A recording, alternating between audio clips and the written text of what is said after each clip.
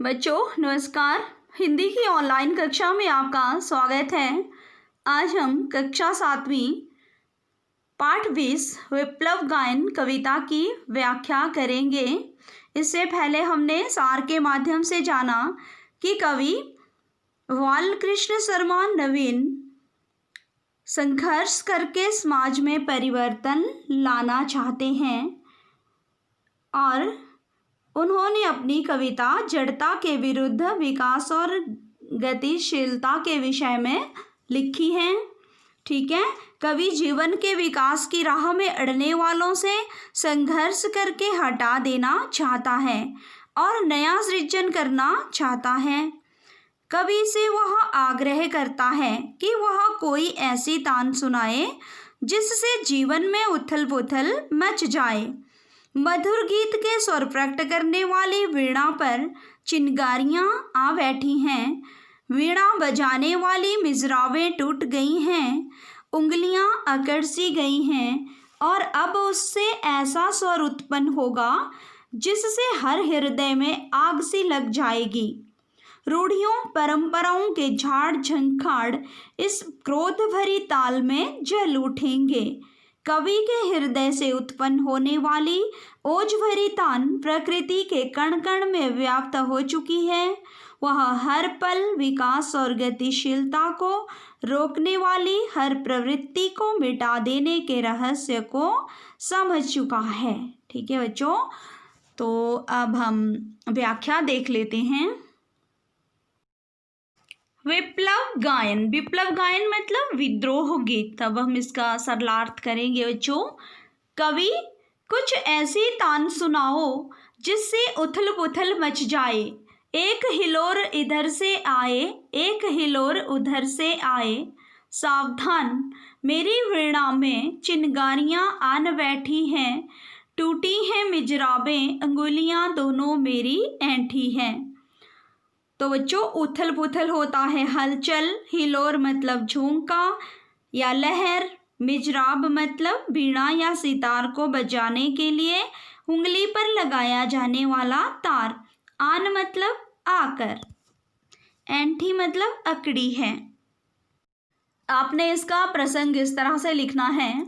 प्रस्तुत पंक्तियां बालकृष्ण शर्मा नवीन द्वारा रचित कविता विप्लव गायन से ली गई हैं। कवि समाज में परिवर्तन लाना चाहता है।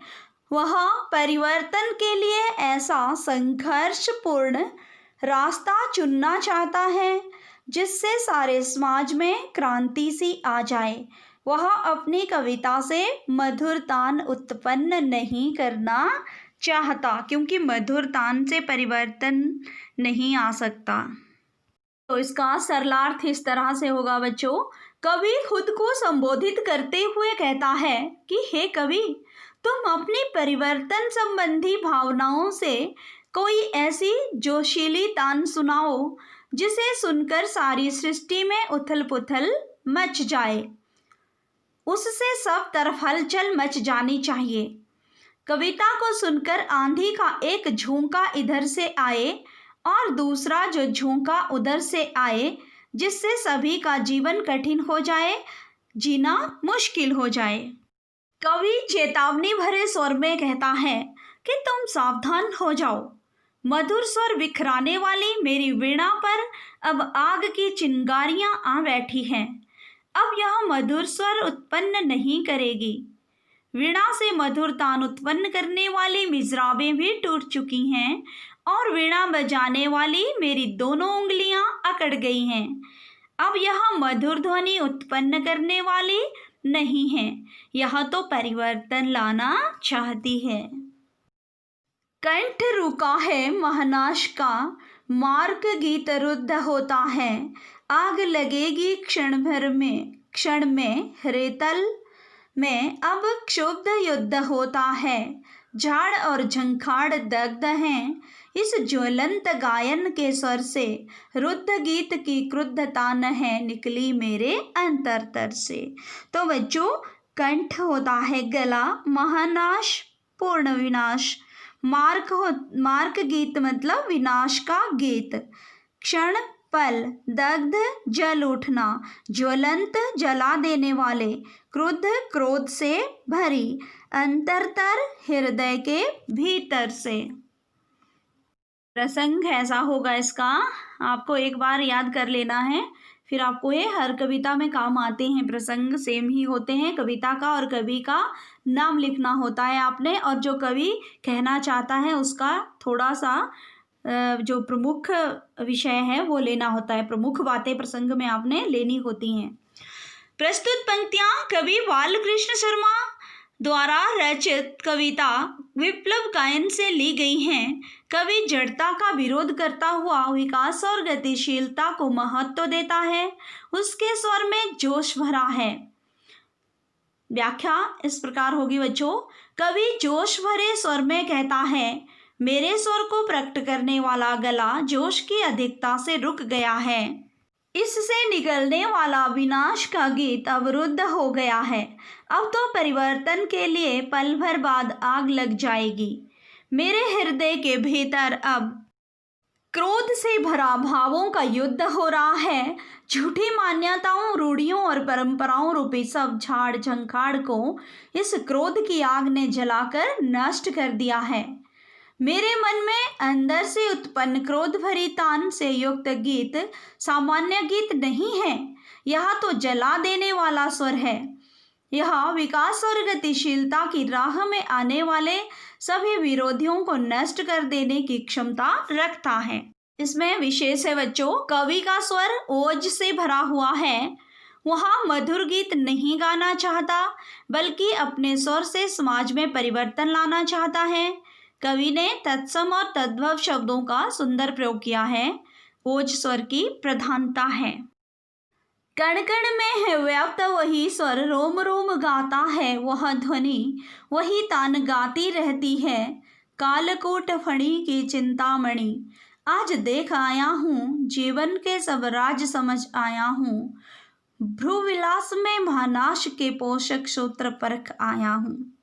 व्याप्त होता है बच्चों विद्यमान, कालकूट भयंकरतम जहर, फणी नाग, राज होता है रहस्य, भ्रू मतलब भ्रिकुटियाँ, पोषक सूत्र पालन करने वाले, आधार, परख मतलब जांच। इसका प्रसंग होगा, प्रस्तुत पंक्तियां कवि बालकृष्ण शर्मा नवीन द्वारा रचित कविता विप्लव गायन से ली गई हैं।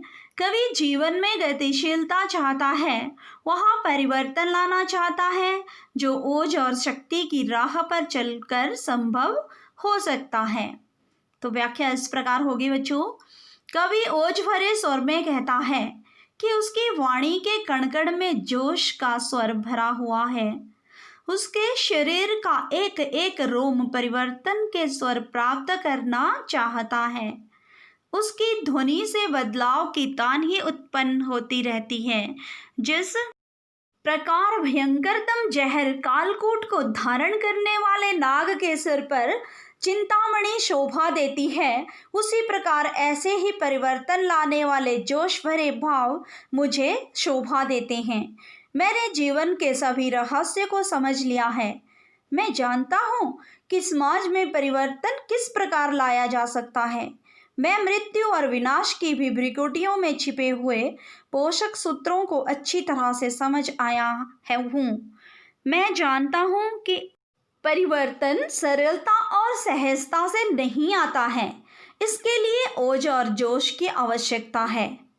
तो इसका विशेष है बच्चों, कवि जीवन की सच्चाइयों को समझकर उस राह पर नहीं चलना चाहता जो युगों से स्वीकार किया जाता रहा है। वह ओज और जोश को महत्व देना चाहता है जो स्वर में विद्यमान है। तत्सम और तद्भव शब्दावली का सुंदर प्रयोग किया गया है। तो बच्चों, ये थी कविता की व्याख्या। अब गृह कार्य और मूल्यांकन। कठिन शब्दों के अर्थ लिखें जो मैंने आपको बताए हैं। प्रश्न नंबर 2 है, कविता की प्रसंग सहित व्याख्या कीजिए। और प्रश्न नंबर 3 है, कवि और कविता का नाम लिखिए। तो ठीक है बच्चों, ये आज के लिए इतना ही। मुझे पूर्ण विश्वास है कि आपको समझ आ गया होगा। अगर कुछ समस्या आती है तो आपने कमेंट के माध्यम से पूछना है। इसी के साथ धन्यवाद।